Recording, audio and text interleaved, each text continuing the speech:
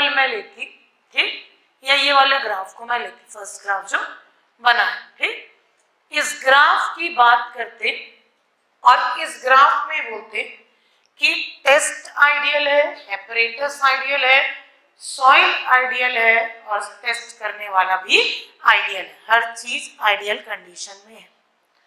तो ये जो ग्राफ बना, इस ग्राफ को टच करते हुए एक लाइन जाता जिसको बोलते हैं जीरो एयर वॉइड लाइन।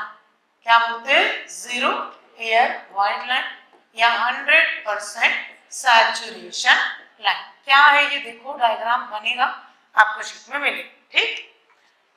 जब मेरे प्लांट को ये जो सॉइल में टेस्ट करी थी उसको ऑप्टिमम पानी दिया तो यील्ड क्या था? मैक्सिमम। मतलब हम ये मान रहे हैं कि अब इसके सॉइल, इसका पेट भर गया, आपका 5 रोटी में पेट भर जाता है और नहीं खा सकते, ठीक, खाओगे तो स्पिल हो जाए, तो मतलब फुली क्या हो गए हो? सैचुरेटेड, संतुष्ट हो गए, ठीक। तो सॉइल भी क्या हो गया इस कंडीशन में? Fully saturated. अब फुली सैचुरेटेड का मतलब वॉइड में कौन बैठा है? वाटर, मतलब एयर क्या है? निकल गया। तो या तो मैं इसको बोलूं कि ये वाली लाइन जो हम बना रहे हैं, ऐसा करके अलग से जो बना रहे हैं, ये लाइन जो है जब इसको टच करेगी तो फुली सैचुरेटेड है। फुली सैचुरेटेड यानी 100% सैचुरेशन लाइन। या बोलेंगे कि इसको वॉइड, इसमें कोई भी एयर वॉइड नहीं, आपका पेट भर गया तो आप ये बोल सकते हो कि मेरा पेट भर गया, या फिर दूसरा ये बोल सकते हो कि मेरे को और खाना लेने की जरूरत नहीं। दोनों का मतलब क्या है? सेम। मेरा पेट भर गया मतलब डिग्री ऑफ सैचुरेशन क्या हो गया है? 100%। या मेरे को खाना लेने की जरूरत नहीं है, यानी मेरे को 0 रोटी चाहिए। समझ में आ रहा है? तो दोनों चीज तब सेटिस्फाई होंगी जब ये लाइन इस ग्राफ को क्या करेगा? टच करेगा। बट ये आइडियल कंडीशन, ठीक। अगर आपकी फेवरेट चीज रखी रही तो पूरा खाने के बाद भी लालच लगे रहता है जब बच्चे रहते हैं तो, कि थोड़ा सा और खा लो, भले पूरा पेट भर गया, 100% सैचुरेशन हो गया, फिर भी थोड़ा सा छुपा के रख लोगे कि बाद में थोड़ी देर के बाद खाऊंगा। वो आइडियल कंडीशन नहीं, वो कौन सी कंडीशन है? Practical. Same is the case with soil also. Soil में लाइन का जो है ओरिएंटेशन इससे टच होते हुए नहीं, जितना ज्यादा गैप होगा मतलब उतना ही ये आइडियल कंडीशन से दूर भागा, और जितना कम गैप होगा मतलब उतना ही सैचुरेशन बढ़ते जा रहा और वॉइड का कंटेंट क्या होते जा रहा है? एयर वॉइड का कम होते जा रहा। अब आके यहाँ पर जब चिपक गया तो 100% सैचुरेशन हो गया और एयर वॉइड क्या हो गया? 0। समझ में आ रहा है? ठीक। तो ये आता है 100% सैचुरेशन लाइन या 0 एयर वॉइड लाइन। अब लिखिए इसके बारे में, लिखो 100%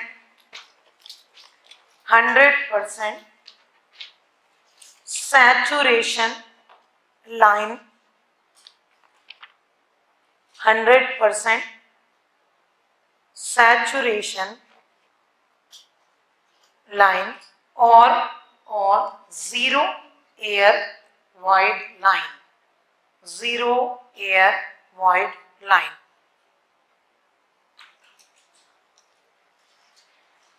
डैश करके लिखो, at constant moisture content, at constant moisture content, the dry density या dry unit weight, the dry density or dry unit weight reaches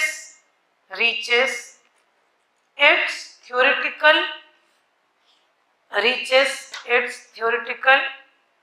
maximum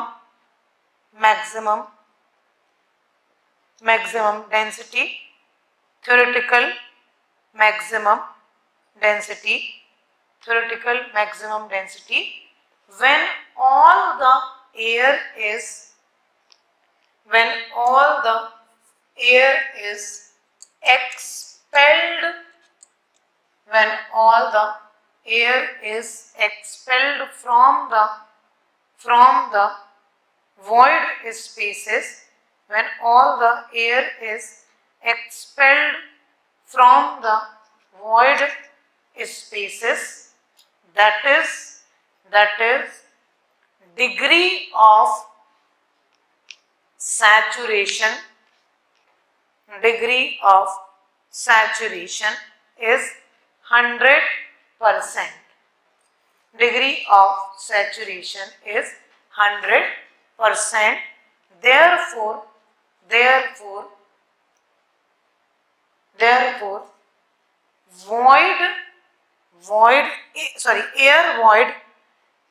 void percentage is 0. Air void percentage is 0.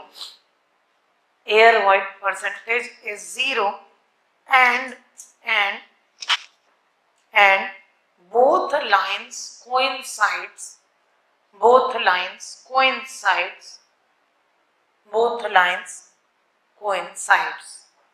ठीक, both lines coincides. Clear है इतना? ठीक, diagram अभी मत बनाओ, जहां पर लिखने का पार्ट है उसको लिख रहे हैं. ठीक, अब आपका ड्राई डेंसिटी का फॉर्मूला क्या है? फर्स्ट चैप्टर में आते हैं. ठीक, क्या होता है ड्राई डेंसिटी का formula? G gamma W divided by 1 plus E. और क्या फॉर्मूला होता है? Gamma divided by 1 plus W. और क्या फॉर्मूला होता है? 1 minus Na G gamma W divided by 1 plus W dot G. ठीक, ये तीन फॉर्मूला. अब ये तीनों फॉर्मूले में आपको, हाँ फॉर्मूला लिखो, पहले लिखो फॉर्मूला.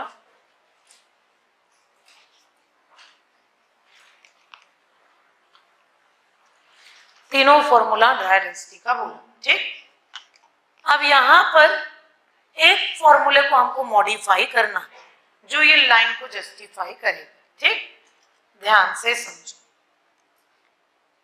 अगर मैं बोलूं कि मेरा सॉइल 100% सैचुरेशन लाइन पे है या 0 एयर वॉइड लाइन पे है. 0 एयर वॉइड मतलब Na की वैल्यू क्या है? 0. Na को क्या बोला था? Percentage air void.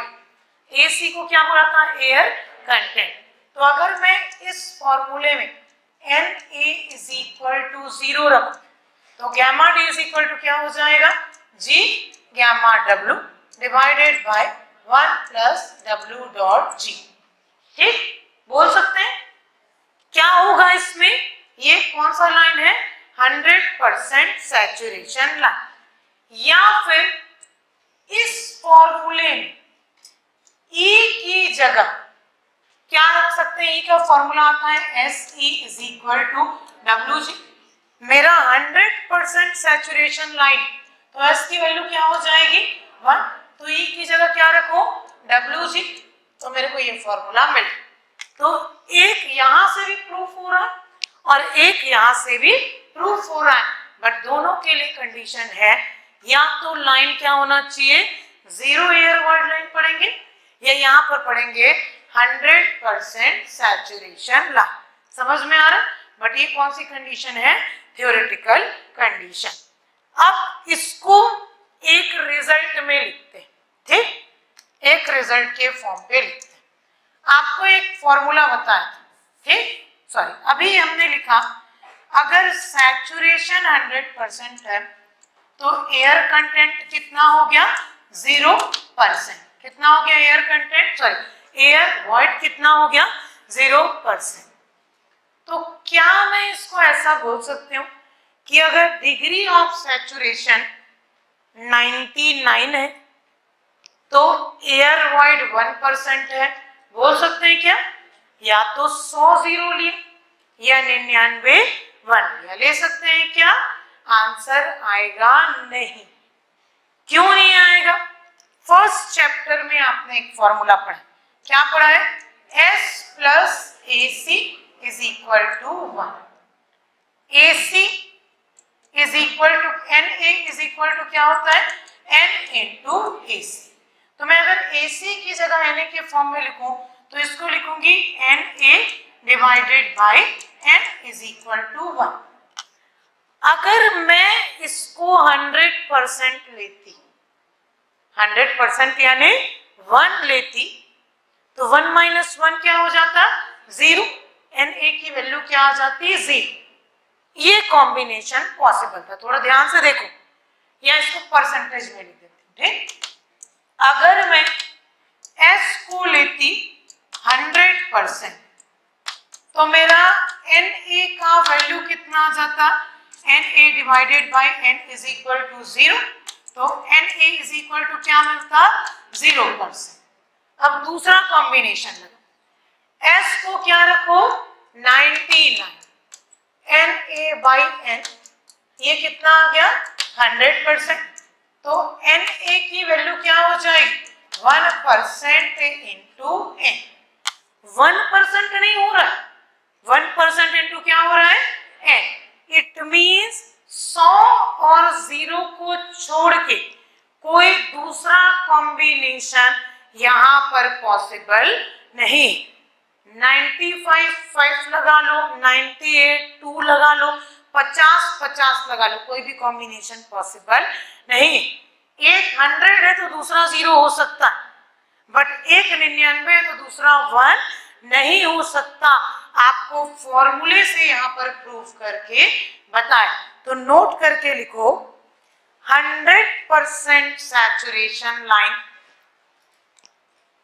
is equal to, equal का sign banana, 100% saturation line is equal to 0% air void. 0% air void. नीचे लिखो S is equal to 100%, Na is equal to 0%, Na is equal to 0%. और ये पूरा फॉर्मूला यहां तक लिखो, ये फॉर्मूला लिखो. ठीक, इस पार्ट को नहीं लिखना, फर्स्ट पार्ट को, उसको लिख. घर में सब पढ़ रहे हो ना जियोटेक का. ठीक, ठीक से पढ़ाई करो भाई. मैं बार बार इसको बोल रही हूँ कि ये सब्जेक्ट थ्योरेटिकल सब्जेक्ट नहीं. एक एक लाइन का स्पेसिफिकेशन जस्टिफिकेशन इसमें पूछता है. बोल देगा कि डिक्रीज इन शेयर स्ट्रेंथ का मतलब बताओ और ये क्यों होता है, कारण क्या है. तो आपको एक एक लाइन को इसमें पढ़ना है. हल्का लेके सोते जागते लेट वेट के पढ़ना नहीं, इसको बिल्कुल सिंसियरली पढ़ो. और मैं वर्कशीट भी जो दे रही हूँ उसमें जितनी लाइन लिखी है वो सब इंपॉर्टेंट. टेक्स्ट बुक में तो आपको पूरा एक एक टॉपिक का 5-5 6-6 पेज मिलता है, बट उसको मैं क्रक्स के फॉर्म में कन्वर्ट कर रही हूँ, इसलिए हर लाइन को समझ के रिटेन करो. ठीक, लिख लिया इतना. S क्या हो गया 100%, तो कैलकुलेट किया तो Na कितना आ गया 0%. अब नोट नंबर 2 लिखो, नोट नंबर 2 लिखो, नोट नंबर 2 लिखो. 99% saturation line, 99% saturation line is not equal to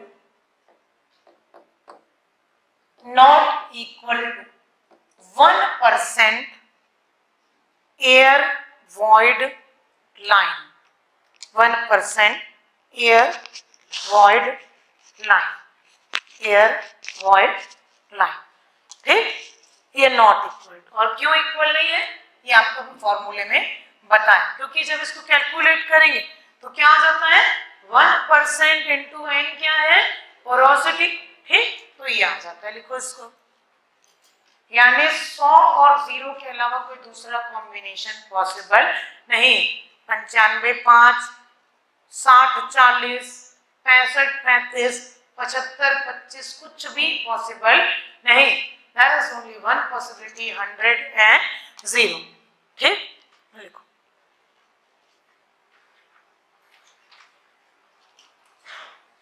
ये पॉसिबल नहीं। क्लियर हो गया सबको? आ रहा है समझ में? ठीक, तो ये आपका किसकी बात कर रहे हैं हम? ड्राई डेंसिटी के कॉन्टेक्स्ट में, या जो एयर वॉइड की बात कर रहे हैं। ठीक, अब इसमें आगे लिखो, आगे लिखो, आगे लिखो फैक्टर्स अफेक्टिंग कॉम्पैक्शन। ये शीट में तो है बट उसके पार्ट को फिर से लिखवा देती हूँ। Factors affecting compaction, factors affecting compaction. पहला लिखो वाटर कंटेंट, पहला लिखो वाटर कंटेंट। सेकेंड लिखो type of soil, type of soil. Third लिखो कॉम्पैक्टिव एनर्जी, कॉम्पैक्टिव